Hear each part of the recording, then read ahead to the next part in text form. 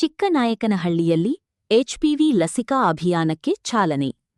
14 ವರ್ಷದ ಎಲ್ಲಾ ಬಾಲಕಿಯರು ತಪ್ಪದೇ ಲಸಿಕೆ ಪಡೆಯಲಿ.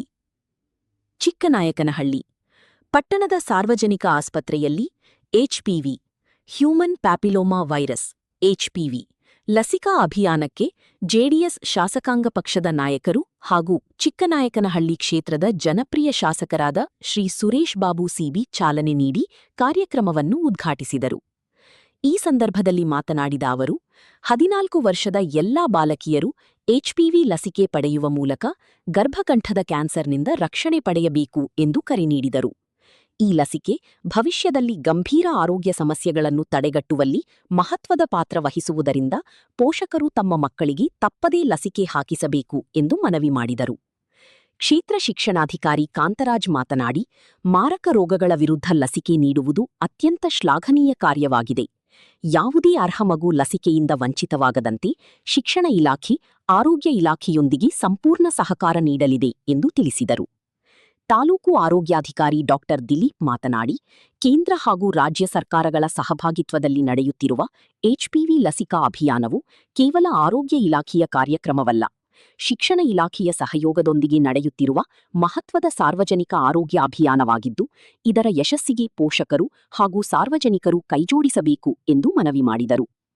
ಕುಪ್ಪೂರು ವೈದ್ಯಾಧಿಕಾರಿ ಡಾ. ಸ್ಮಿತಾ ಅವರು ಎಚ್ಪಿವಿ ಲಸಿಕೆಯ ಉಪಯೋಗಗಳು ಹಾಗೂ ಗರ್ಭಕಂಠದ ಕ್ಯಾನ್ಸರ್ ತಡೆಗಟ್ಟುವಲ್ಲಿ ಅದರ ಮಹತ್ವದ ಕುರಿತು ವಿವರವಾದ ಮಾಹಿತಿ ನೀಡಿದರು. ಕಾರ್ಯಕ್ರಮದಲ್ಲಿ ತಾಲೂಕು ಪಂಚಾಯತಿ ಕಾರ್ಯನಿರ್ವಹಣಾಧಿಕಾರಿ ಶಿವರಾಜಯ್ಯ, ಸಾರ್ವಜನಿಕ ಆಸ್ಪತ್ರೆಯ ಆಡಳಿತ ವೈದ್ಯಾಧಿಕಾರಿ ಡಾ. ನಟರಾಜ್, ಫಾರ್ಮಸಿ ಅಧಿಕಾರಿ ಸಿಎ ನಿರೂಪ್ ರಾವತ್, ಆರೋಗ್ಯ ಇಲಾಖೆಯ ಸಿಬ್ಬಂದಿ, ಆಶಾ ಕಾರ್ಯಕರ್ತೆಯರು, ಸಮುದಾಯ ಆರೋಗ್ಯ ಅಧಿಕಾರಿಗಳು, ಸ್ಟಾಫ್ ನರ್ಸ್ಗಳು ಸೇರಿದಂತೆ ಅನೇಕರು ಉಪಸ್ಥಿತರಿದ್ದು ಲಸಿಕಾ ಅಭಿಯಾನವನ್ನು ಯಶಸ್ವಿಗೊಳಿಸಲು ಸಹಕರಿಸಿದರು.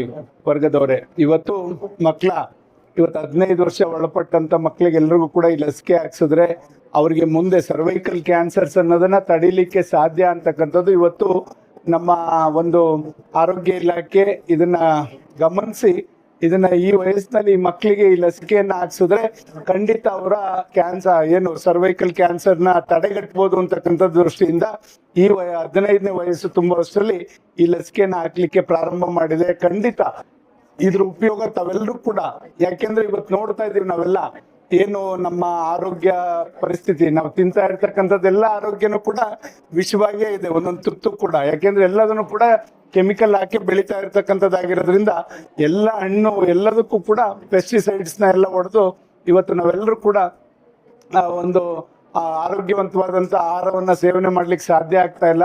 ಆದ್ರಿಂದ ಏನ್ ಕಾಯಿಲೆಗಳು ಯಾವಾಗ ಬರ್ತದೋ ಗೊತ್ತಿಲ್ಲ. ನಾವ್ಯಾರು ಕೂಡ ಅನ್ಕೊಂಡಿರ್ಲಿಲ್ಲ ಕರೋನಾ ನಮ್ಗೆಲ್ಲ ಕೂಡ ಬರ್ತದೆ ಅಂತ. ಹಿಂದೆ ಪ್ಲೇಗ್ ಇತ್ತು ಎಲ್ಲ ಕೂಡ ಹೇಳೋರು ಇತ್ತಂತೆ ಅಂತ ಕೇಳಿದ್ವಿ. ನಮ್ ಕಣ್ಮುಂದೆ ನೋಡಿದಂಥದ್ದು ಈ ಕರೋನಾ ಅಂತಕ್ಕಂಥ ಮಹಾಮಾರಿಯನ್ನ. ಆದ್ರಿಂದ ನಾವು ಎಷ್ಟು ಸ್ವಚ್ಛತೆಯಿಂದ ಹೈಜೆನಿಕ್ ಆಗಿ ಮತ್ತೆ ನಮ್ಮ ಆರೋಗ್ಯವನ್ನ ಕಾಪಾಡ್ಕೊಡ್ತೀವೋ ಅಷ್ಟು ನಾವು ಹೆಚ್ಚಿನ ಕಾಲ ನಾವು ಆರೋಗ್ಯವಂತವಾಗಿ ಬದುಕಲಿಕ್ಕೆ ಸಾಧ್ಯ ಆಗ್ತದೆ ಮಕ್ಕಳ.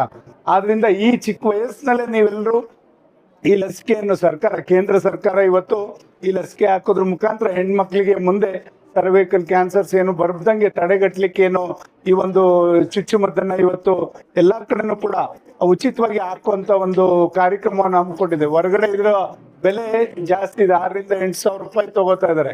ಇದನ್ನ ತಪ್ಪು ಮಾಹಿತಿನೂ ಕೂಡ ಬೇರೆಯವರು ಕೊಡ್ತಾ ಇರ್ತಕ್ಕಂಥದ್ದು ಉಂಟು. ಅದರಿಂದ ನೀವ್ಯಾರು ಕೂಡ ಅದಕ್ಕೆ ಕಿವಿ ಕೊಡ್ಬೇಡಿ. ಇದು ಮುಂದೆ ನಿಮ್ಗೆ ಯಾವುದೇ ಒಂದು ಸೋಂಕು ತಗಲ್ದ ರೀತಿನಲ್ಲಿ ಈ ಒಂದು ಚುಚ್ಚುಮದ್ದು ನಿಮ್ಗೆ ಉಪಯುಕ್ತ ಆಗ್ತದೆ. ಅದನ್ನ ದಯಮಾಡಿ ತಾವೆಲ್ಲರೂ ಕೂಡ ಇದನ್ನ HPV ವ್ಯಾಕ್ಸಿನ್ ಅನ್ನ ಹಾಕ್ಸ್ಕೊಳ್ಳಿ ಅಂತಕ್ಕಂಥದ್ದನ್ನ ನಾವು ಈ ಸಂದರ್ಭದಲ್ಲಿ ಹೇಳ್ತಾ, ನಾವೆಲ್ಲ ಇವತ್ತು ನಮ್ಮ BO ಅವ್ರ ಪಾತ್ರ ಮಹತ್ವವಾಗಿದೆ. ಇವತ್ತು ಎಲ್ಲಾ ಶಾಲೆಯ ಮಕ್ಕಳನ್ನು ಕೂಡ ಎಲ್ಲ PHCಗಳಿಗೆ ಹೋಗಿ ಅಲ್ಲಿ ಹಾಕ್ಸ್ಕೊಳ್ಳೋ ಅಂತ ಕೆಲಸ ಇಲ್ಲ. ಅಲ್ಲಿ PHC ಡಾಕ್ಟರ್ ಅಲ್ಲೇ ಹೋಗಿ ಶಾಲೆಯಲ್ಲಿ ಆಗ್ತಕ್ಕಂಥದ್ದು ಏನಾದ್ರು ಒಂದು ನಮ್ಮ ತಾಲೂಕ್ ಮೆಡಿಕಲ್ ಆಫೀಸರು ಮತ್ತೆ BO ಅವರಿಬ್ರು ಕೂಡ ಮಾತಾಡ್ಕೊಂಡು ಈ ಎಲ್ಲಾ ಮಕ್ಕಳಿಗೂ ಕೂಡ ಈ ವ್ಯಾಕ್ಸಿನೇಷನ್ ಹಾಕ್ಸ್ಲಿಕ್ಕೆ ಮುಂದಾಗಬೇಕು ಅಂತಕ್ಕಂಥದ್ದನ್ನ ವಿನಂತಿಯನ್ನ ಮಾಡಿಕೊಂಡು ಇವತ್ತು ನಾವೆಲ್ಲರೂ ಈ ಒಂದು ಏನು HPV ವ್ಯಾಕ್ಸಿನ್ ತುಂಬ ಇದರಿಂದ ಮನಸ್ಸಿನಿಂದ ನಾವೆಲ್ಲರೂ ಕೂಡ ಇಲ್ಲಿ ಹಾಕೋದಕ್ಕೆ ಪ್ರಾರಂಭವನ್ನ ತಾಲೂಕಿನಲ್ಲಿ ಮಾಡಿದ್ದೇವೆ. ಖಂಡಿತ ಇದನ್ನ ನಮ್ಮ ಈ ವಯಸ್ಸಿನ ಮಕ್ಕಳು ಯಾರಿಲ್ಲಿ ನಮ್ಮ ತಾಲೂಕಲ್ಲಿ ಎಷ್ಟು ಜನ ಇದ್ದಾರೆ ಎಲ್ರಿಗೂ ಕೂಡ ಈ ಒಂದು ಚುಚ್ಚುಮದ್ದನ್ನ ಹಾಕ್ಸ್ಲಿಕ್ಕೆ ನಾವು ಪೂರ್ಣ ಪ್ರಮಾಣದ ಪ್ರಯತ್ನವನ್ನ ಮಾಡ್ತೇವೆ ಅಂತ ಹೇಳ್ತಾ ಇಲ್ಲಿ ನಾವೆಲ್ಲ ಈ ಒಂದು ಕಾರ್ಯಕ್ರಮದಲ್ಲಿ ಭಾಗಿಯಾಗಿ ತಮ್ಮ ಜೊತೆ ಕೆಲವು ಮಾತನ್ನ ಹಂಚ್ಕೊಳ್ಳಿಕ್ಕೆ ಅವಕಾಶ ಮಾಡಿಕೊಟ್ಟಿದ್ದೆ ಎಲ್ರಿಗೂ ಒಂದ್ಸಿ ನನ್ನ ಮಾತು ಮುಗಿಸ್ತೇನೆ. ಜೈ ಹಿಂದ್, ಜೈ ಕರ್ನಾಟಕ.